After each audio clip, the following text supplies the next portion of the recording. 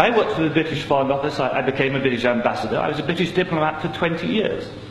I was always very patriotic to be British. I was very, very proud. I remember when I first became a British ambassador and first went out in my own flag car with the Union Jack flying on the front as the ambassador, you know, I had a lump in my throat. It was a proud moment for me. It was only 6 months after that I discovered that in the country where I was ambassador, we and the Americans were shipping people in order for them to be tortured. And some of them were tortured to death. Now, as you may imagine, my worldview changed. It was at the same time, about a month later, we invaded Iraq against the will of the Security Council. Not just without permission of the Security Council, but in the full knowledge that if it had gone to the Security Council, we would have been voted down. And I, as a British diplomat, saw all the internal memos that went through that decision.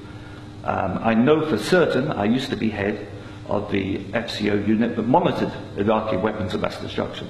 And I know for certain, I can tell you, that they knew there weren't any. It wasn't a mistake, it was a lie.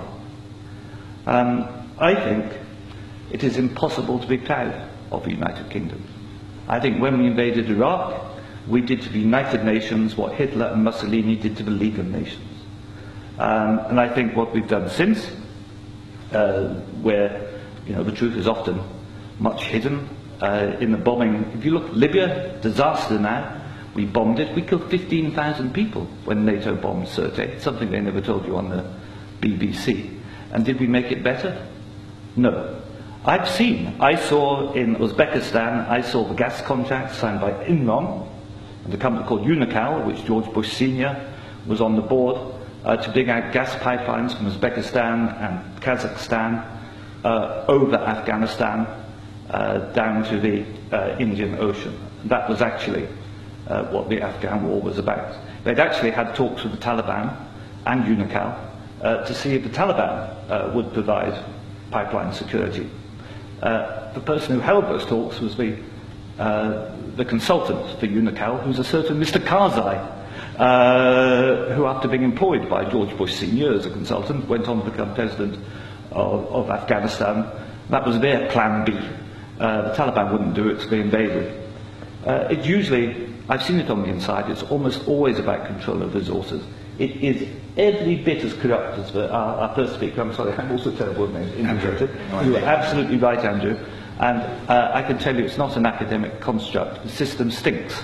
Westminster stinks. The British government is deeply, deeply immoral. They don't care how many people they kill abroad if it advances them. And anybody who votes no is voting to support a psychologically flawed, a pathological state, which is a danger in the world, a rogue state, a state prepared to go to war to make a few people wealthy.